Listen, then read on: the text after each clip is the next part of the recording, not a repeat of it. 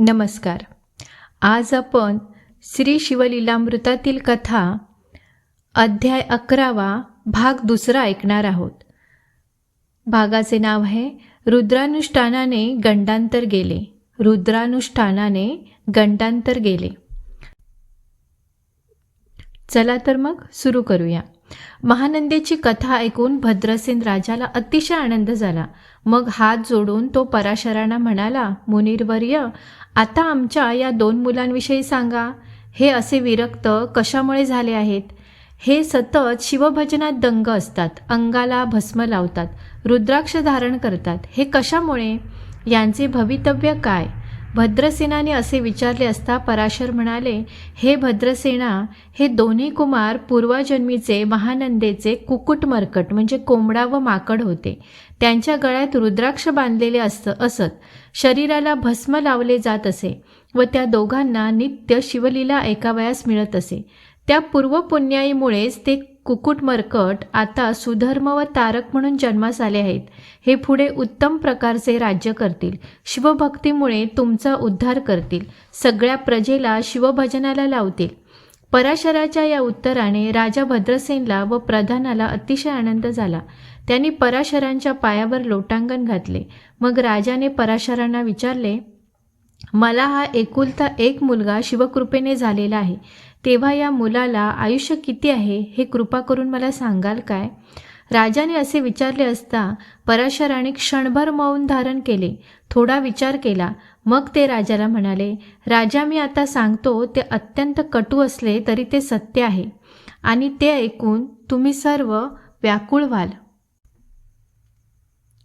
दुःख सागरात बुडून जाल याची मला कल्पना आहे, परंतु सत्य काय आहे हे सांगितलेच पाहिजे, नाहीतर माझ्या ज्ञानाला कमीपणा येईल, माझ्या साधनेला दोष लागेल. तुझा हा मुलगा अल्पायुषी आहे. तुझ्या या पुत्राला 12 वर्षे झाली आहेत. आजपासून 7व्या दिवशी तुझ्या पुत्राला मृत्यू येईल. पराशराचे हे शब्द भद्रसेनाला वज्रघातासारखे वाटले. ते शब्द ऐकताच तो बेशुद्ध पडला. थोड्या वेळाने शुद्धीवर आल्यावर तो गडाबडा लोळत शोक करू लागला. पराशरांची ती भविष्यवाणी ऐकून राजघराण्यातील सगळे लोक शोकसागरात बुडून गेले. त्यांचा तो शोक पाहून पराशरांना दया आली. ते भद्रसेनाला समजावीत म्हणाले, राजा, असा धीर सोडू नकोस. तूच धीर सोडलास तर प्रजा काय करेल? अरे, जेव्हा काहीच नव्हते तेव्हा सगळे ब्रह्मांड शिवाने व्यापलेले होते. मग त्या शिवाच्याच इच्छेने ही सृष्टी निर्माण झाली. ब्रह्मदेवाने विश्व निर्माण करावे यासाठी स्वतः शंकरानेच ब्रह्मदेवाला 4ही वेदांचा उपदेश केला. या 4ही वेदांचे सार म्हणजे रुद्राध्याय. हा रुद्राध्याय म्हणजे प्रत्यक्ष मीच आहे असे स्वतः शंकरांनी सांगितले आहे. या रुद्राध्यायाचे जे कोणी भक्तिभावाने व परमश्रद्धेने पठण श्रवण करतील त्यांच्या दर्शनाने इतर लोक उद्धारून जातील. हा रुद्राध्याय शंकरांनी ब्रह्मदेवांना सांगितला. ब्रह्मदेवाने इतर ऋषींच्या मुखाने पृथ्वीवर आणला. या रुद्राध्यायाचे जो मनपूर्वक मनपठन करतो त्याच्या दर्शनाने तीर्थक्षेत्रे अधिक पवित्र होतात. स्वर्गातील देवसुद्धा अशा व्यक्तींचे दर्शन घेण्यास येतात. रुद्राचे महात्म्य फार मोठे आहे.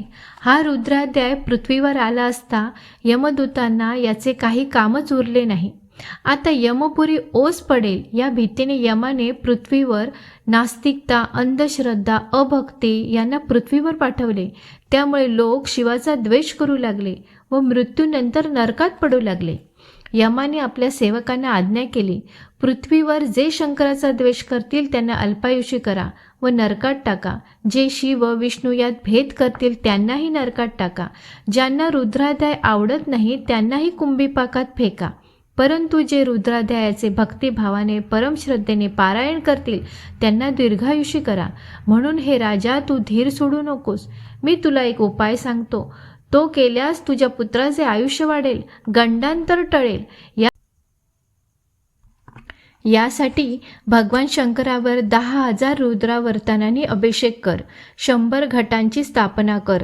त्यात दिव्य वृक्षांची पाने ठेव व ते जल अभिमंत्रित करून त्याने मुलांवर सिंचन कर. नित्य 10,000 रुद्रावर्तने कर. पराशराने असे सांगितले असता भद्रसेन राजाने विद्वान ब्राह्मणांना बोलवून रुद्रानुष्ठान सुरू केले. असे होत 7वा दिवस उजाडला.